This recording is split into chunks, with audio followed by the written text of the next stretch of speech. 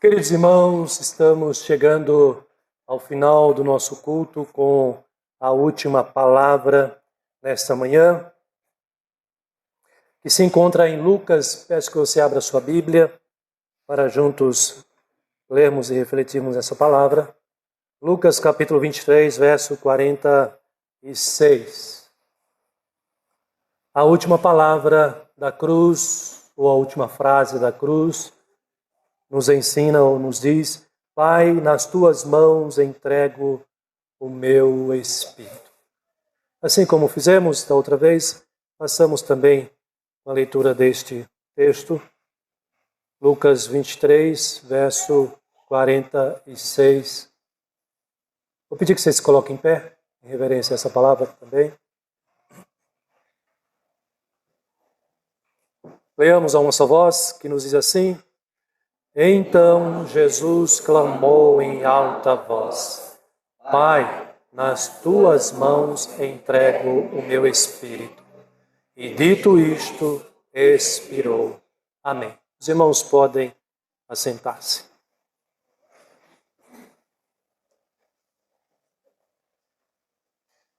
Meus irmãos, esta última palavra de Cristo na cruz, podemos até dizer que é uma palavra que encerra o seu ministério doloroso, uma palavra de despedida daqueles que ali estavam, porque após isso ele vai ser sepultado. E ao terceiro dia, obviamente, ele vai ressuscitar para ser glorificado, ser assunto aos céus. E agora não mais na condição de servo, mas na condição de Rei dos Reis. Ele voltará a este mundo para nos buscar. Mas até aqui, irmãos, o cenário era outro. O cenário, como já foi exposto aqui para os irmãos, era um cenário de horror. De horror. E eu quero crer que nós temos nesta última palavra de Jesus aqui, ou retomando a partir do versículo 44, pelo menos 3 sinais importantes que descrevem este momento último da crucificação de Cristo Jesus. E eu quero entender com os irmãos que o primeiro sinal que nós temos aqui, neste último ato, nesta última palavra de Jesus, é um sinal que aponta para o horror. Eu quero chamar do sinal de horror. E esse sinal que expõe o horror, que é o pecado, ele é manifestado pela natureza, ou por um dos elementos mais importantes da criação de Deus, que é o sol. Quando você volta os seus olhos para o versículo 44, o texto nos esclarece o tempo aproximado, se não podemos dizer exato, da crucificação de Cristo e das suas últimas agonias na cruz. O texto nos diz, no verso 44, que já era quase a hora sexta, portanto, bem perto do meio-dia. E ele diz que a crucificação de Cristo vai se estender até por volta da hora 9, 3 horas da tarde. Esse período, normalmente, e no contexto aqui nos dizem os estudiosos, é o momento em que o sol está na sua maior força, como diz o brasileiro, se não o baiano, a pino, ardente. Mas o texto nos traz uma outra realidade. O texto nos diz que escureceu-se o sol. O texto nos diz que houve trevas sobre toda a terra até a hora 9, do meio-dia até as 3 horas da tarde. Eu quero entender, irmãos, que aqui nós temos uma lição importante. o sinal de horror. O horror que causa o nosso pecado. O horror que causa o nosso pecado, a ofensa gravíssima que causa o nosso pecado, principalmente a Deus Pai, Filho e Espírito Santo. A Bíblia nos ensina que Deus, ele é santo, santo, santo. Moisés, quando teve aquela revelação, aquela visão extraordinária de Deus, ele se aproximou da sarça ardente, mas antes ele foi advertido: tira as sandálias dos pés, porque a terra, o lugar onde você pisa, é terra santa. Não porque a terra era santa em si, mas porque a presença de Deus se fazia ali, naquele momento, presente. Por isso ele é advertido. Meus irmãos, o pecado, toda vez que nós pecamos, a Bíblia diz que nós entristecemos o Espírito de Deus. A Bíblia nos alerta para que com o nosso pecado nós não apaguemos o Espírito Santo em nossa vida. A Bíblia vai dizer que o pecado é o que faz esta triste separação entre a criatura e o Criador. Mas aqui está Jesus. E a causa dele estar ali na cruz, Calvário, foi o meu e o seu pecado. O pecado dos filhos de Deus, daquele povo para o qual ele veio a este mundo morrer para salvar. Os pecadores que Deus quis salvar e já separou para a salvação desde a eternidade. Mas diante daquele cenário do Filho de Deus, que é santo, inocente, justo, reto, perfeito, assumindo o lugar de pecadores indignos como nós. Esta é uma cena horrível. Este cenário se torna um show de horror. Talvez aqui nós pudéssemos usar um pouco da poesia e dizer que o sol não se achou na sua dignidade de expor a sua luz nas horas em que ele se apresenta com maior força para nos trazer essa lembrança do que é o pecado diante de Deus. O sinal de horror representado pelas trevas no lugar da luz. Aliás, não é isso que faz o pecado? O pecado no coração do homem, ele não traz luz, ele afasta da luz. Ele não traz a presença de Deus, ele afasta da presença de Deus. O pecado conduz às trevas o pecador, conduz às trevas a criatura. E se não houver arrependimento, conduz ao inferno, ao sofrimento eterno. Mas eu disse que são 3 sinais que nós podemos observar aqui. E eu quero dizer para os irmãos, no meu entendimento, e creio não estou forçando o texto nesse sentido, há um segundo sinal. Diferente do primeiro, que é um sinal de horror, ou da representação do horror, nós temos aqui o sinal da esperança. O sinal da esperança. A esperança é uma coisa boa, principalmente quando nós estamos em más lençóis, não é? O sinal, a esperança é uma coisa que nós aguardamos quando estamos no aperto.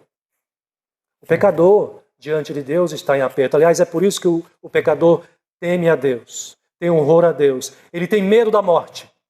Porque ainda que inconscientemente, na sua consciência, na sua mente, na sua essência, ele sabe que ele vai encontrar-se com Deus, como pecador, e ouvirá a sentença de condenação da parte de Deus. Mas aqui o texto nos traz um sinal, o segundo sinal, que é o sinal da esperança. E esse sinal, irmãos, eu entendo que ele é representado pelo véu. O véu do santuário, ou do tabernáculo no Antigo Testamento. Havia o lugar santo, onde era realizado os sacrifícios, mas havia o Santo dos Santos, o lugar mais reservado, e que apenas o sacerdote, o sumo sacerdote, podia adentrar uma vez ao ano e precisava cumprir alguns requisitos, alguns rituais importantíssimos, porque dentro do Santo dos Santos estava a Arca da Aliança, que representava a presença desse Deus que não admite o pecado, e nem o pecador que não seja redimido. Por isso ele precisava se banhar, se purificar para ir até a presença de Deus que se manifestava no lugar chamado Santo dos Santos. Se você pesquisar no Google, você vai ver o Templo de Jerusalém, o tabernáculo, você vai entender melhor ainda do que eu estou falando aqui nesta manhã. Mas o fato é, queridos, que o véu simbolizava essa separação. O véu simbolizava essa impossibilidade. O pecador não pode se dirigir a Deus, porque Deus é santo e nós somos impuros. Mas o que acontece quando Cristo está sendo crucificado? O milagre acontece. O texto nos diz, acompanha aí na sua Bíblia, o verso 45 diz que e rasgou-se pelo meio o véu do santuário. Isso aqui não foi obra do acaso, isso aqui não foi porque o véu já estava apodrecido, ou podemos chamar de a cortina também. Não, de maneira alguma, porque este material foi escolhido pelo próprio Deus, material de alta qualidade, e foi feito por pessoas também capacitadas pelo próprio Deus.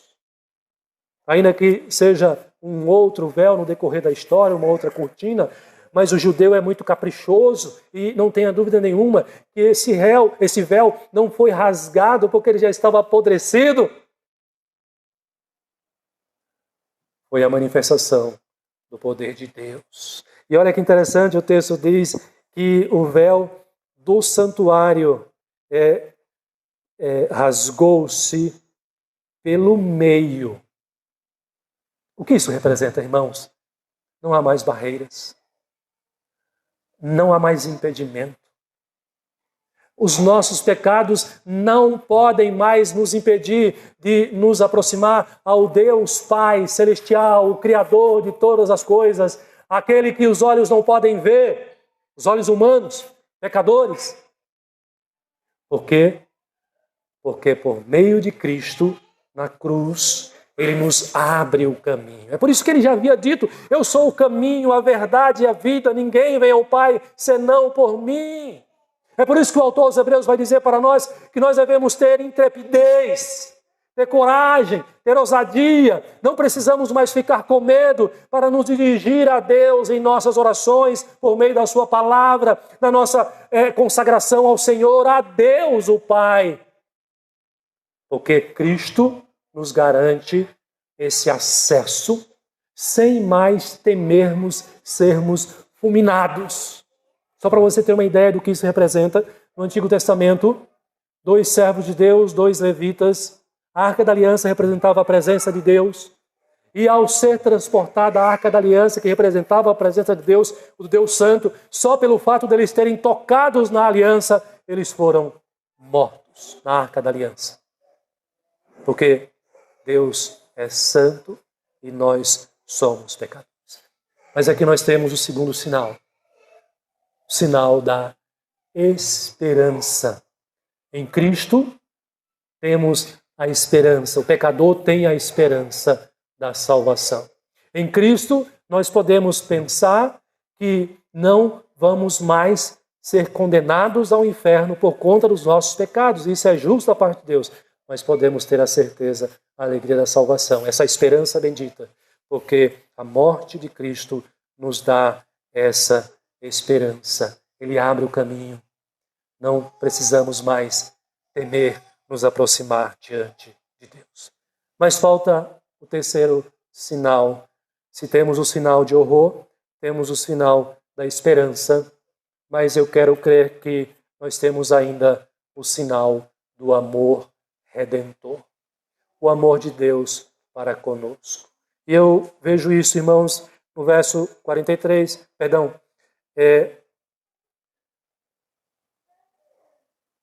no verso 46, quando Jesus diz assim, Pai, nas tuas mãos entrego o meu espírito.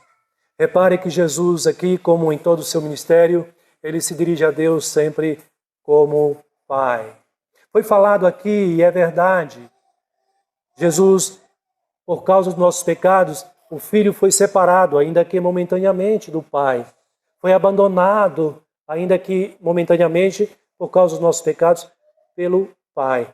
Mas isso não representou que Deus deixou de ser Pai do seu Filho Jesus Cristo. Sabemos que Jesus, o Filho, é o objeto do amor do Pai. Mas não apenas isso. Sabemos que o Pai e o Filho têm um povo que Ele ama. Que a Trindade ama incondicionalmente o povo de Deus. E João 3,16 expressa esse amor, porque Deus, o Pai, amou o mundo de tal maneira que deu o Filho para morrer por nós, para que todo aquele que nele crê não pereça, mas tenha a vida eterna. Esse amor redentor, ele foi inabalável durante todo o tempo, mesmo quando ele estava no Getsemane e suava como que gotas de sangue, mesmo quando ele orou e disse para o Pai, passa de mim esse cálice. Mas ele diz, Pai, seja feita não a minha vontade, mas a tua vontade. Irmãos, aqui quando Jesus diz para o Pai, em tuas mãos entrego o meu espírito, isso aponta para este amor que une o Pai e o Filho, o amor por um povo perdido, o amor pelas ovelhas perdidas da casa de Israel, como diz o Antigo Testamento. O Pai, o Filho e o Espírito Santo também trabalharam incansavelmente pela nossa salvação. Cristo fez o que fez na cruz. Queridos irmãos, não tenha dúvida disso. Não foi porque nós merecemos. Nós, os presbiterianos, os que conhecem mais a palavra de Deus, é por isso que Ele nos salvou. Nós, porque somos isso ou aquilo. Não. Não existe essa diferença aos olhos de Deus. Se você é salvo, se você tem essa esperança, se você agora consegue ir à presença de Deus, foi única e exclusivamente por causa do amor de Deus por você, do amor de Deus por cada um de nós aqui. Então, queridos, o que nós vemos na crucificação de Cristo? Essas três realidades. Nós vemos a realidade terrível do pecado, que no último dia terá o seu castigo, terá o seu tratamento, o juízo de Deus, condenando todo o pecado e todo o pecador não arrependido. Mas para o pecador que se encontra nessa situação, a cruz aponta para o sinal da esperança por meio de Jesus Cristo. E maravilhosamente podemos descansar nele e nos consolar e nos alegrar. Creia que Deus te ama. Às vezes nós tornamos essa palavra leviana, tiramos a importância, o peso dessa palavra, porque às vezes nós falamos tanto e sem pensar que nós perdemos o valor dela. Jesus te ama, e às vezes usamos até de maneira indevida, dizendo Jesus te ama, para situações e contexto em que, será que Jesus ama realmente isto ou este, nessa condição e situação? Mas o fato é que Deus ama o seu povo e Ele enviou o seu Filho Jesus Cristo para nos salvar. O amor de Deus deve encher o nosso coração de alegria, deve encher o nosso coração de consolo, deve encher o nosso coração de gratidão, porque nós não merecemos ser amados por um Deus tão perfeito, tão poderoso, mas Ele quis ser o nosso Pai. E ao nos amar, Ele fez de nós os seus filhos. Não duvide disso. Jesus Cristo diz, aquele que o Pai me deu, de maneira nenhuma se perderá. Abrirei mão, vai se desviar. Se você crê em Jesus Cristo e tem a salvação dele, Ele voltará por você. Ele voltará para você. Ele voltará para buscar você. Mas não apenas voltará. Acredite ainda que Jesus, o Pai e o Espírito Santo, continua esta obra. Jesus certa vez foi repreendido pelos fariseus porque ele estava trabalhando incansavelmente, trabalhando no sábado. E o Filho diz para os discípulos, para os judeus, o meu Pai trabalha até agora. Não pense que a salvação que você tem, que você pode desfrutar, foi gratuita. O preço que o Pai, o Filho e o Espírito Santo pagou foi altíssimo. E eles continuam, ou a Trindade continua, a trabalhar em prol da nossa salvação, da plenitude da nossa salvação, que completar-se-á na volta de Jesus Cristo, quando Ele irá ressuscitar os que estiverem mortos para a glória celestial e transformar os crentes vivos para a redenção eterna e restaurará toda a sua criação. É amor, percebe? É fruto, a obra de Deus, do Deus Trino, é fruto do amor, o terceiro sinal que nós vemos aqui nesse texto. Que essa palavra possa consolar, confortar, animar e desafiar você, como filho de Deus, a continuar servindo a esse Deus com integridade e com fidelidade. Amém.